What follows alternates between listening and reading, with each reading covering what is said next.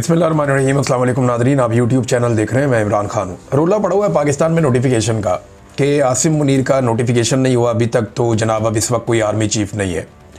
इसके ऊपर हम रात को भी बात कर रहे थे। शहजाद अकबर साहब थे, मैं था, साबिर शाकिर साहब थे, कुछ और भी हमने लोगों से बातचीत की है जो लॉ को जानते हैं। वो लोग भी ये कह रहे हैं कि जी कानूनी तौर पर तो ऐसे ही है, आईनी तौर पर तो ऐसे ही ये ज्यादती कर रहे हैं जनाब। इस वक्त नोटिफिकेशन हो जाना चाहिए था, यह नोटिफिकेशन नहीं है, लिहाजा कोई आर्मी चीफ नहीं है। 5 साल के लिए अब आर्मी चीफ आया करेगा और नए 5 साल का ऐलान किया गया था मौजूदा आर्मी चीफ के लिए। बड़ी सेलिब्रेशन भी हुई, बड़ा रोला शुला डला। तो क्योंकि नए 5 साल मिल रहे हैं तो नया नोटिफिकेशन भी आएगा। ये एक एक्सटेंशन का केस है, ये कंटिन्यूशन का केस नहीं है। ये पहले जो कहते हैं ना कंटिन्यूशन है कि 3 साल गुजार लिए, क्योंकि अब कानून 5 साल कहता है तो 2 मजीद गुजारने के बाद 5 मुकम्मल होंगे, लिहाजा नया नोटिफिकेशन नहीं चाहिए। नहीं, ये मामला नहीं। ये नए 5 साल का मामला है, 2025 से 2030 तक। तो जब नए 5 साल आएंगे तो नया नोटिफिकेशन भी आएगा। इससे पहले वाला जो नोटिफिकेशन है वो 3 साल के लिए हुआ कि आर्मी चीफ 3 साल तक इस मुल्क का आर्मी चीफ रहेगा।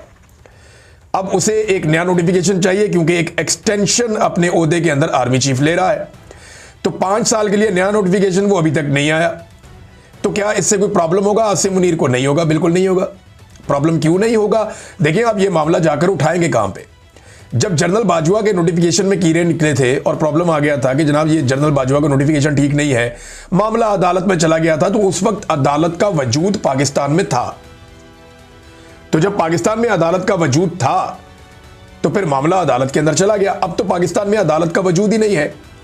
अदालत के अंदर जो मुअज़्ज़िज़ जज साहिबान बैठे हुए हैं वो मुकम्मल तौर पे पाकिस्तान की मिलिट्री एस्टेब्लिशमेंट के कंट्रोल में है।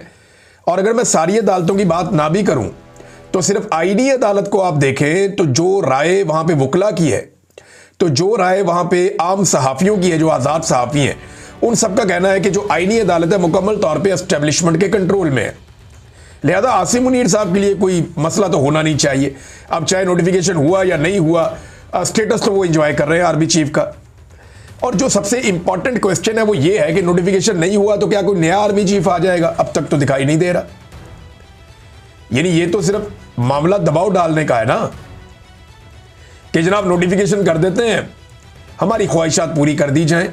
तो नवाज शरीफ साहब ने एक ख्वाहिश हाल ही में की भी है।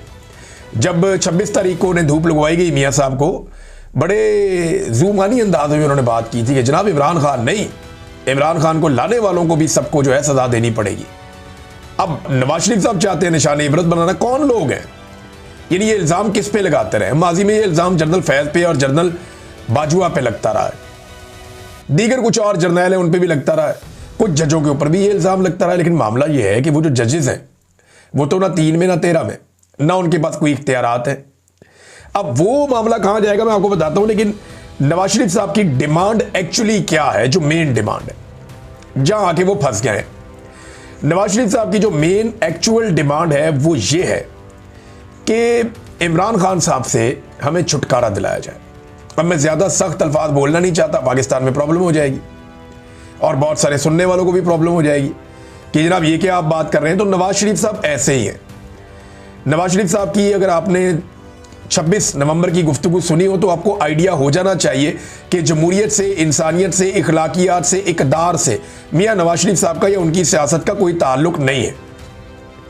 मियाँ नवाज शरीफ साहब इस वक्त एक बिखरे हुए बैल बने हुए हैं और उन्हें सिर्फ वो करना है जो उनके और उनकी फैमिली के मफाद में। उसके बाहर ना उन्हें कुछ सूझता है, ना उन्हें कुछ दिखता है, ना कुछ समझ आता है। तो नवाज शरीफ साहब की डिमांड यह है कि इमरान खान साहब से पक्का पक्का छुटकारा दिया जाए, क्योंकि जब तक इमरान खान साहब मौजूद हैं और जब तक इमरान खान साहब की सियासत मौजूद है तब तक मियां नवाज शरीफ साहब का जो मजबूत हब लाहौर या पंजाब है वो भी वो कंट्रोल नहीं कर पा रहे। सारा कुछ करके इन्होंने देख लिया, सारी एक्सरसाइजेज कर ली, इमरान खान की मकबूलियत का ही मुकाबला नहीं कर पा रहे। अब नवाज शरीफ को चाहिए इमरान खान से छुटकारा, और ये मैं बड़े लंबे अरसे से आपको बता रहा हूं। तो क्या एस्टेब्लिशमेंट ये कर सकती है? जरा इसमें पहले थोड़ी सी बात कर लेते हैं। नवाज शरीफ साहब ना बहुत बुरी तरह फंसे हुए हैं, बहुत बुरी तरह फंसे हुए हैं। देखें, जिन पर नवाज शरीफ साहब ने इल्जाम लगाया ना कि ये इमरान खान को लाए, ये वही लोग हैं जो नवाज शरीफ साहब को बैरून मुल्क भगाने में और वापस इक्तदार लाने में भी मुलव्वस हैं। जिन जजों पर मियां साहब इल्जाम लगाते हैं वही जजेस नवाज शरीफ साहब को बैरून मुल्क भी भिजवाते हैं और फिर मियां नवाज शरीफ साहब को बाहर रखने के लिए सहूलतकारी भी करते रहते हैं।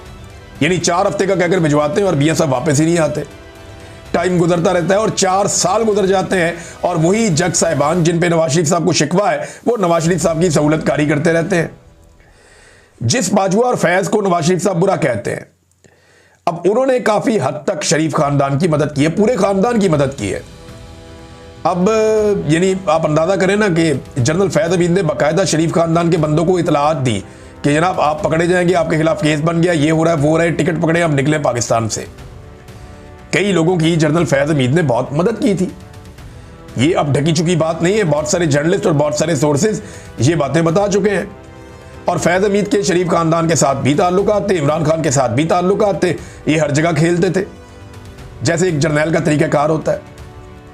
फिर जनरल बाजवा के ऊपर ये इल्जामात लगाते हैं, तो जनरल बाजवा के दौर में अगर नवाज शरीफ साहब इलेक्शन हारे तो नवाज शरीफ साहब को बाहर निकालने में भी उसी दौर में मदद मिली। फिर इमरान खान साहब को निकालकर रेजीम चेंज ऑपरेशन भी जनरल बाजवा के दौर में हुआ। तो अगर आप जनरल बाजवा को एक जुर्म में पकड़ेंगे तो दूसरा भी पता चलेगा।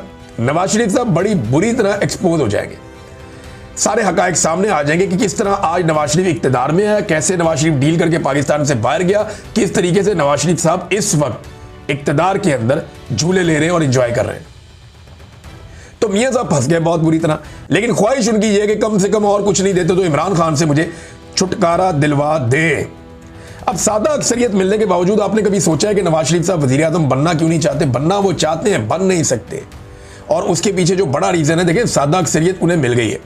अब PMLN को चाहिए कि नवाज शरीफ को सर पे बिठाएं और उन्हें वजीर आजम पाकिस्तान बना दें ताकि वो अपना बदला ले सकें एस्टेब्लिशमेंट से, लेकिन वो ये करेंगे नहीं। एस्टेब्लिशमेंट ने तुर्क का पत्ता अपने हाथ में रखा हुआ है और वो तुर्क का पत्ता ये है नवाज शरीफ का कौमी असम्बली का वो हल्का जहां से नवाज शरीफ यास्मीन राशिद से इलेक्शन हारे हैं। वो जो जाली फॉर्म 47 दिया गया, इतना गंदे तरीके से और इतने घटिया और बेहुदा तरीके से फॉर्म 47 किसी भी MNA को नहीं दिया गया जिस तरह नवाज शरीफ को दिया गया।